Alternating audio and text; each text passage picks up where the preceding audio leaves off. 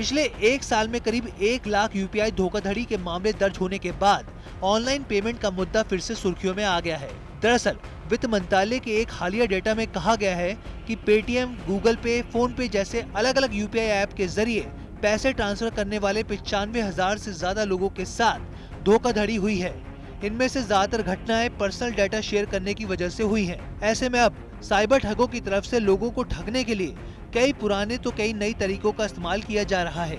ठगी के तरीकों में लोगों के फोन पर ओटीपी भेजकर बैंक अकाउंट में सेंध लगाने से लेकर यूपीआई पेमेंट के लिए क्यूआर स्कैन करवाकर ठगी करने की कोशिश की जा रही है।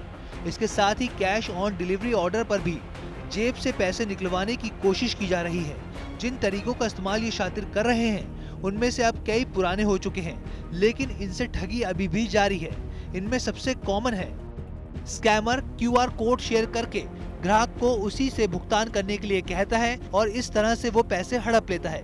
इसके अलावा फ्रॉडस्टर्स फर्जी पार्सल घर पर भेजकर ठगी कर रहे हैं, जिनमें वो ग्राहक के मना करने पर कैंसिल करने के लिए ओटीपी भेज देते हैं। फिर ग्राहक से ओटीपी मांगा जाता है, जिसे शेयर करते ही खाता खाली हो जाता है।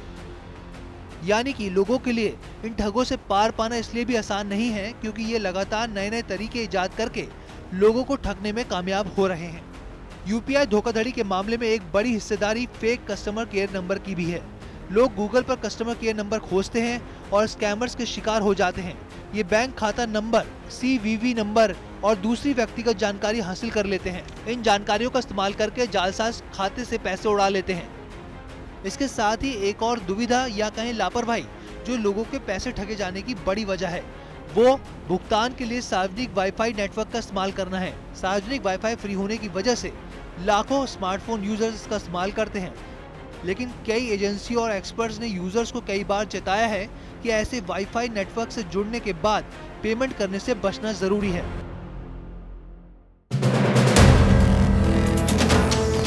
वीडियो पसंद आया तो हमें लाइक, कमेंट, शेयर और सब्सक्राइब जरूर करें।